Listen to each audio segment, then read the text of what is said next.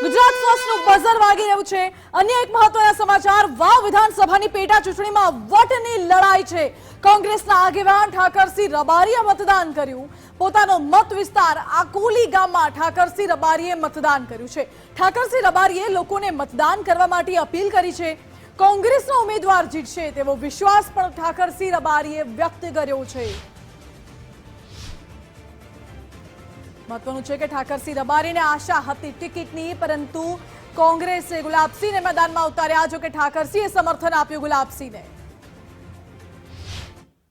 વાવ પેટા ચૂંટણીનો જે માહોલ છે એ સવારના 7 વાગ્યાથી જ મતદાન શરૂ થયું હતું। ત્યારે ગુજરાત ફર્સ્ટની ટીમ પહોંચી છે।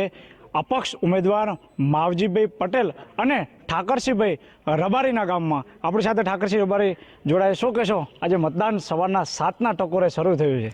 મતદારોનો દિલથી આભાર કે મતદારો સ્વાર્થથી લાઈનો લગાડી અને અત્યારે સરકારી આંકડા પ્રમાણે 24% સમગ્ર વિધાનસભાનું મતદાન થયું છે। અને મને અપેક્ષા છે અને સમગ્ર વિધાનસભાના વાવ સુઈગામ ભાભરના મતદારોને અપીલ કરું છું કે આપ આવો સૌ અને લોકશાહીના પર્વમાં 90%થી ઉપરનું 98% સુધીનું મતદાન થાય અને સાચા લોકશાહીના દર્શન કરાવો। એના માટે સૌથી વધુ લાંબી લાઈનો લગાડી અને ગુજરાતનું રેકોર્ડ બને કે વાવ વિધાનસભાએ 90% ઉપર મતદાન કર્યું છે। ઠાકરસિંહભાઈ, અપક્ષ ઉમેદવાર માવજીભાઈ પટેલનું પણ ગામ છે, સાથે એ જ ગામમાંથી તમે પણ છો। શું અપીલ કરશો લોકોને? લોકોને લોકશાહીના પર્વમાં મતદાન કરવાની અપીલ કરું છું કે મતદાન કરો।